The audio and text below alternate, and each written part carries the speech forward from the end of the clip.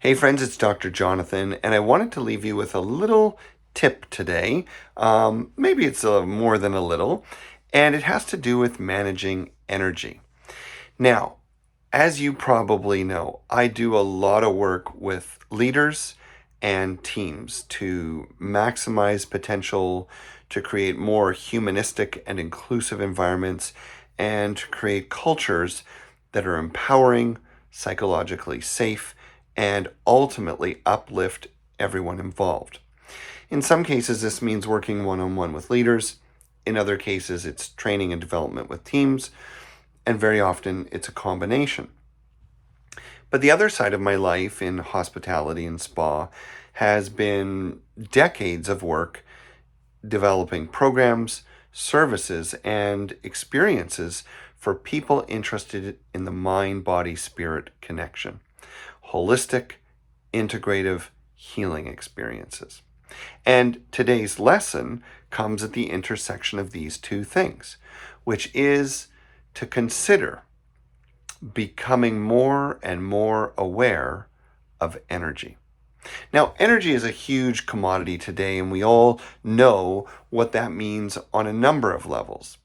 For many of us, energy is about the environment and what our business consumes. It's about resources.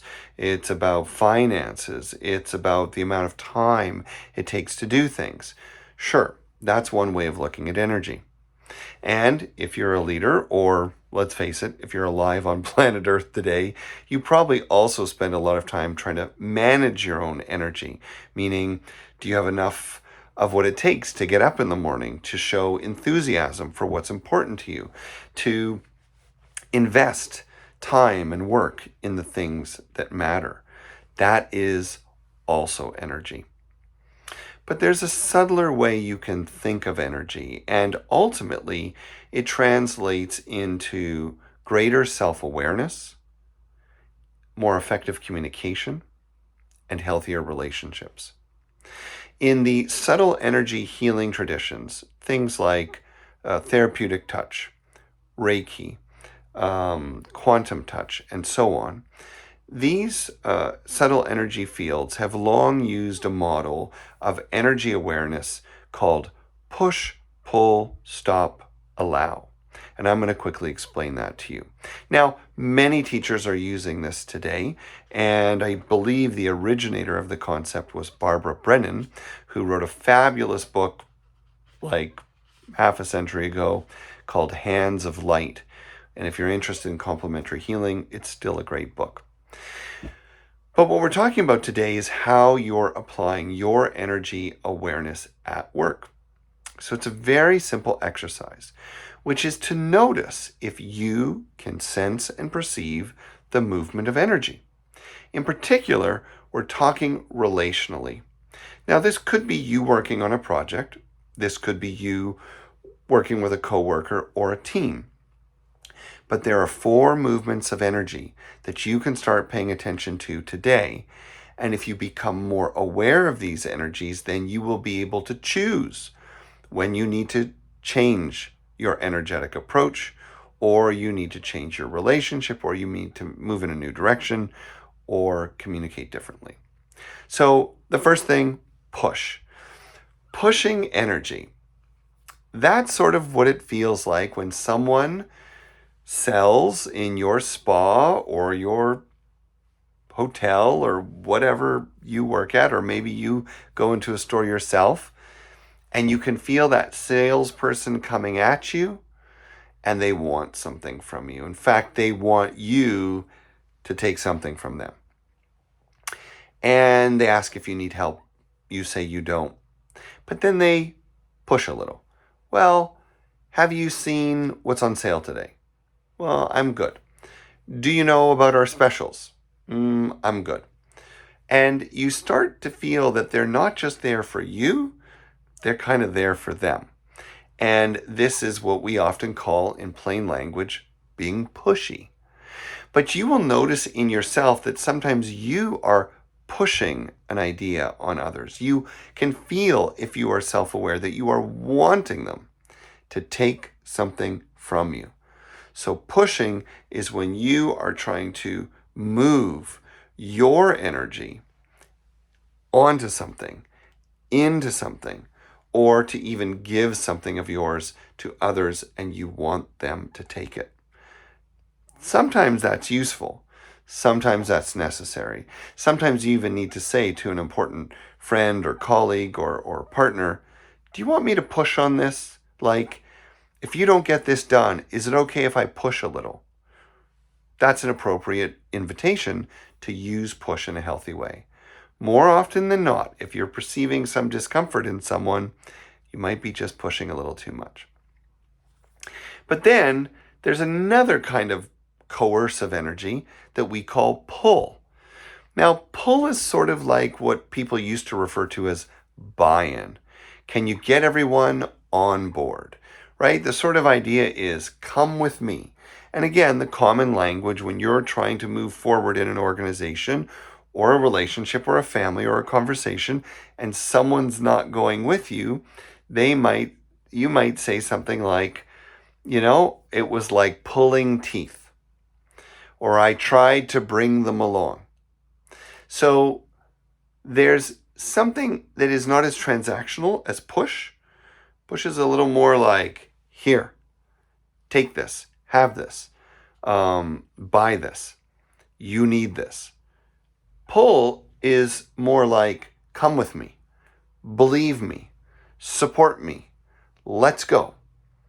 And the problem is, if someone has any healthy reason to doubt you, then probably pulling them along is not going to help. Now, sometimes when we're trying to get through a project or when someone invites you to be a support to them, sometimes you really need to coax, draw out, pull information, ideas, interest, or even participation.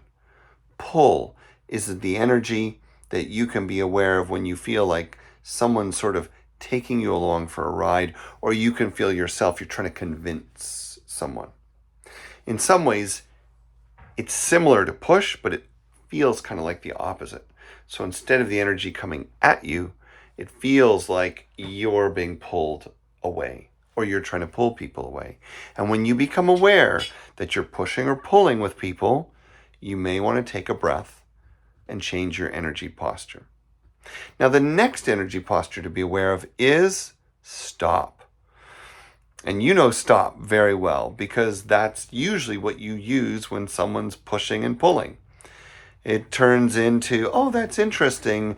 And that turns into, oh, well, thanks, but no thanks. And that turns into, okay, I got it.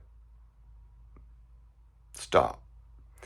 But think about your important relationships. How often do you actually stop when people really want you to? And do you notice when they are in stop and you continue to push or pull? So now that you're learning more of the language, push, pull, stop, you realize how these things can be in conflict with each other. If we are a team and we're all pushing to get something done, that's a great feeling. If we're in a team and some people are pushing and some people are pulling and some people are stopping, that doesn't feel good at all. Same is true in conversation or even in relationships. The final position that we have is allow. Allow is the energy in which we are neutral in our disposition, but we are welcoming. Open mind, open heart. Now, interestingly, when we like someone who's pulling us along or pushing their energy at us, just sort of think romantically, well, very often we will allow them to do that. And if we have a person that we care about, someone we're caring for, and that could be someone who's unwell, or it could be a child, it could be a partner, it could be a pet, that feeling of caring acceptance is the feeling of allow. And if we are strong leaders, then we've got to practice spending more time and attention in stop and allow so that we are conscientiously working with our energetic boundaries.